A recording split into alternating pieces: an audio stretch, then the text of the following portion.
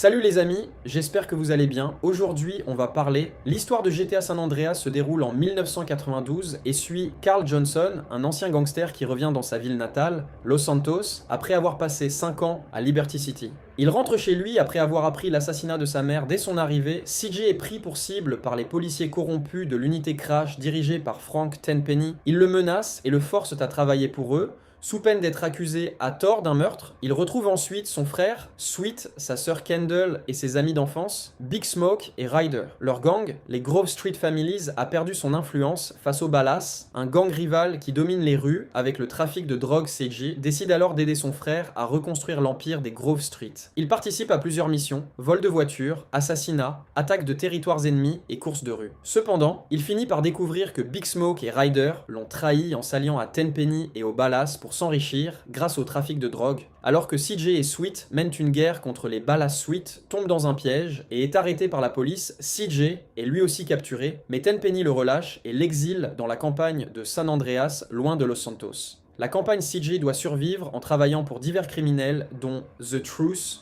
un hippie trafiquant de drogue, et César Villalpando, le petit ami de Kendall. Il découvre que Big Smoke et Ryder dirigent un vaste réseau de drogue. Avec l'aide du cartel, Loco Syndicate. CJ infiltre et détruit progressivement le syndicat, tuant Ryder au passage. CJ s'installe à San Fierro, où il prend le contrôle d'un garage et s'attaque aux affaires du Loco Syndicate. Il finit par éliminer T-Bone Mendez et Jeezy B, des membres influents du cartel. Il se rend ensuite à Las Venturas, une ville inspirée de Las Vegas, où il s'associe à des criminels comme Woozy Moo Woozy, un chef de triade. Ensemble, ils braquent le casino de la mafia italienne, le Caligula's Palace, dirigé par Salvatore Leone. Pendant ce temps, Tenpenny devient de plus en plus incontrôlable. Il tue son partenaire Pulaski et laisse CJ en vie, pensant que personne ne pourra jamais le faire tomber. CJ retourne à Los Santos, où les gangs sont plongés dans le chaos à cause de la drogue et de la corruption. Il libère Sweet de prison et ensemble, ils reprennent Grove Street. Dans l'assaut final, CJ infiltre le repère de Big Smoke et l'affronte dans une fusillade intense. Smoke est tué et CJ récupère son argent, mais Tenpenny surgit et s'enfuit avec le butin. Une poursuite en voiture s'ensuit où Tenpenny finit par s'écraser avec un camion de pompiers et meurt sous les yeux de CJ et Sweet avec.